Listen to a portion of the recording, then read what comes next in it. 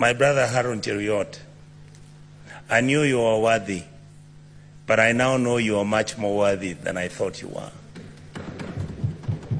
You have actually surprised me. I remember once I made a phone call to you and I was asking you, how do we manage this thing of Madam Nyakango? And you said, please tell her to know that we are trying to figure out what to do. And I took the message, and that's when I knew that you are a serious person. I'm proud of you. Keep it up. Madam Speaker, I also would like to mention the name of Madam Nyakango, who's the Controller of Budget, and Madam Nancy, who's the Auditor General, the two incredible women of this republic. If I had my own reward, I would give them. Because when everything else seems to have been failing, some of us have been talking to them, and all the time we feared for their lives. Why? Not because anything would happen, but the costs were too high. The expectation was much higher. They have done their job, and I'm so happy that this House, which is known as the Oversighting House, has seen the light. My colleagues who are in this House, I'm very lucky because I've lost my voice a bit. I'm lucky because I have the institutional memory. I have been in politics for the last 30 years. Those 30 years I've been in elected politics, about 22. Madam Speaker, the problems, the way Mzee Odinga said about Kenya, have not been started by President William Ruto. If you look at the history, and Madam Speaker, the other day people were asking me, how did you tell that these young Genzs are actually going to come to the streets after 1 year? I said, I look at the trend. If you look at independence 1962-3, that was the 20 years beyond where the liberation movement took place. After that, we got independence. It took another 20 years for us to have a military coup. The people who are guiding and who are even within that military coup are not old men like Jaramogi or Charles Njonjo at that time. It was young Genzs, students of the University of Nairobi, and young people who believed in the ideal of what Kenya was. The second issue that came up, Madam Speaker, was after, by the year 2002, there was another 20 years. Then you come to 2002 is when Kibaki was elected, is when we have a referendum, is when we have a new constitution, and then we say Kenya is now on the right path. After that, Madam Speaker, we did not follow the letter of the constitution. What many of us have never understood is that your democracy is as valid and as reasonable and as verifiable and is implementable as the people who are willing to follow and implement that constitution. We have completely failed our people. And that is why when the elections took over and we had challenges, and that is why when you look at our country and the crisis that has come up, when you look at the issues which are bedeviling our country, you realize that we are on quicksand.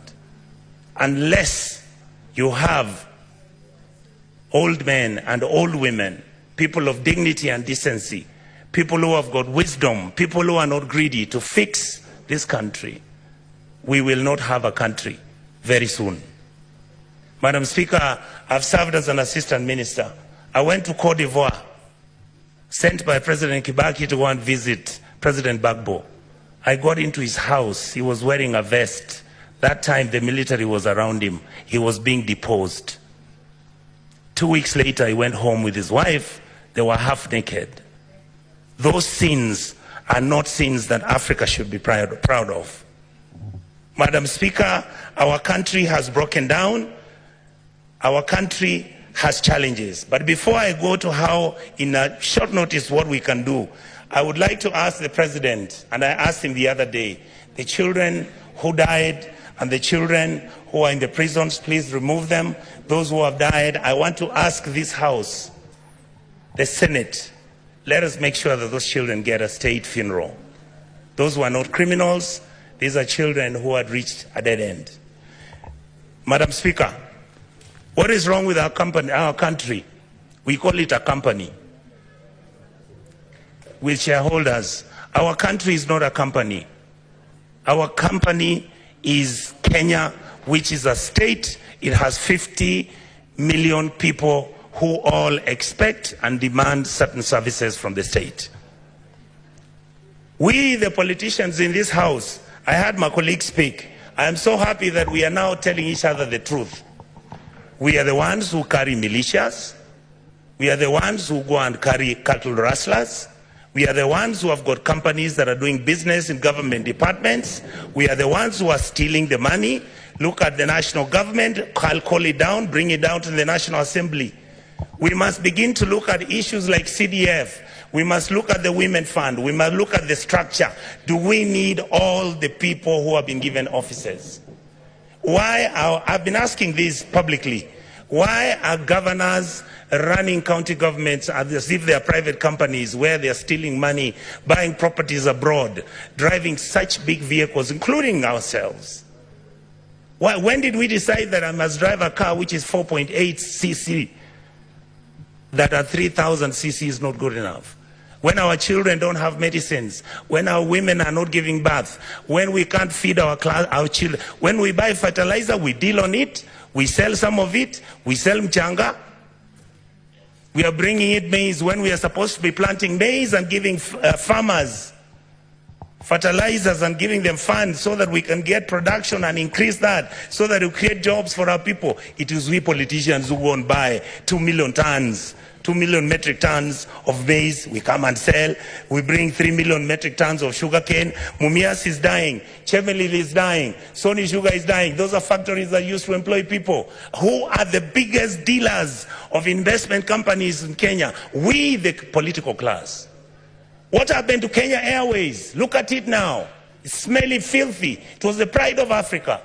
Who runs Kenya Power? Why are we not told who are the owners of the independent power suppliers of this country? Why are we not being told who owns our national parks?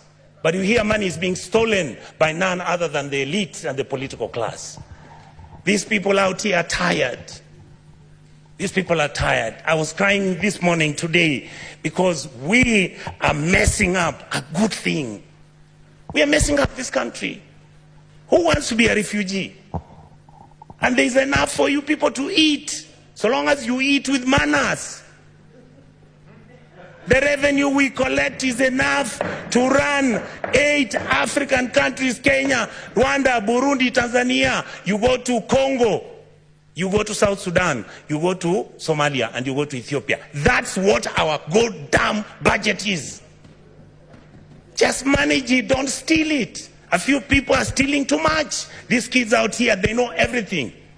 They know your houses. They know where your kids go to school. They know which properties of land you have. Why must somebody have 4 million acres of land to his name? What happened to our mentality? Then we pretend and run to churches talking about Christianity, how Jesus... Do you understand what you are dealing with? The people out here don't even believe in God anymore. The people out here are tired of the lies, the religious organizations. And I have to say this, I'm a Catholic. I was so happy I saw the Purple No-Show talk about the issues of a country. Let us forget that we can run this country as tribes. Let us accept that there is a new sheriff in town. That sheriff is the GNC. They are partyless, they are tribeless, they don't have money, they just have bundles and a phone. And they'll stop this country to move.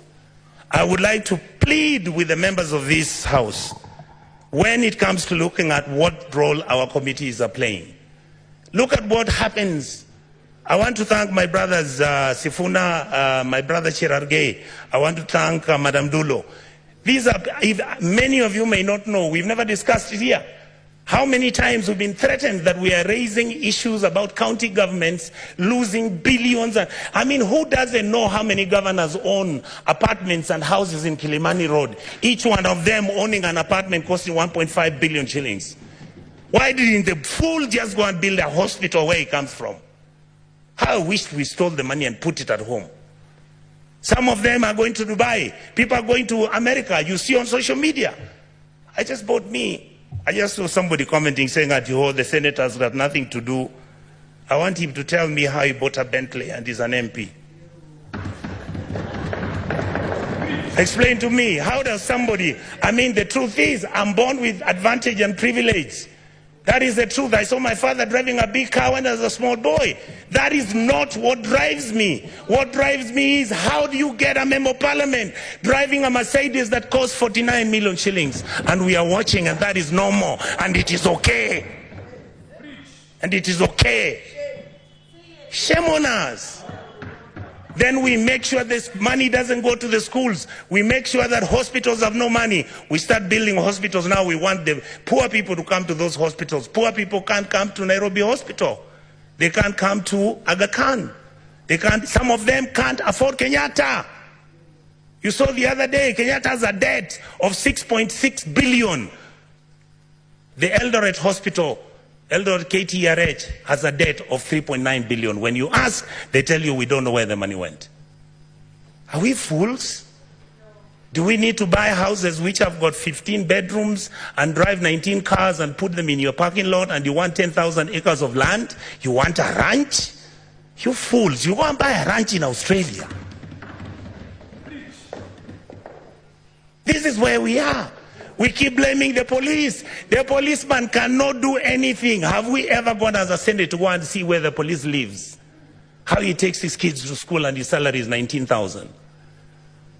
And this house has to start thinking about those things. We guys must begin, and we ladies and gentlemen in this house must begin to agree that we can reduce our salaries, that we can drive smaller cars, that we can wear counters. In fact, the only thing I'm very annoyed about the president, I'm the one who started wearing counters.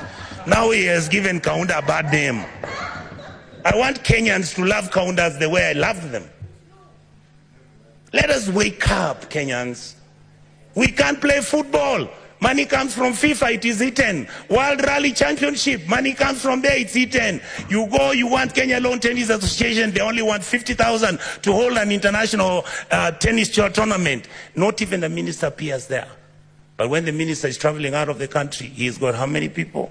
Private jet, goes to Dubai, books one of those hotels, luxury hotels, and he comes back to Nairobi with the same 9 people he took with a private jet. And you assume that the Genzs don't know. These days they track you. They can know which private jet you took, where it went, and how it came back.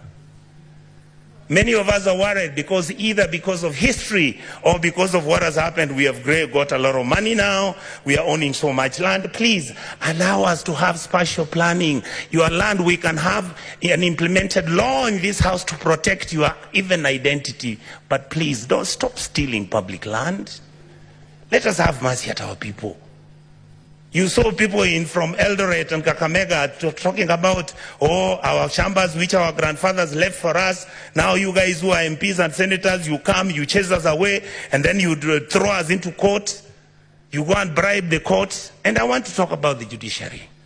We respect you. We know that you are most of the time under the pressure. We know there are certain things which you can even be blackmailed.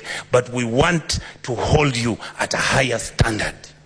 We must hold the judiciary at a higher standard, the legislators at the higher standard, and make sure the president is also at the higher standard. That is how we can move as a country and stop this nonsense. We behave like monkeys running through a forest looking for bananas without knowing whether it's the bananas they want or it's oranges. I really, really want to say this, Madam Speaker, finally. I was nearly giving up on my country. I have changed my mind because of today. The young men who are fighting for this country have done us proud. Let us treat them with dignity. Let us make sure we engage them. Let us stop doing the things which make them angry, desperate, and upset with the ruling class. The truth is, if this country breaks down, it takes all of us down. I can tell you, I was in South Sudan when we were doing the comprehensive peace agreement. I visited as a minister, as a young minister, to go and do what was called a referendum. I've been to Khartoum. I have been to Mali. I've been to a country in West Africa. I'll remember the name, Madam Speaker. you look at how people have been treated.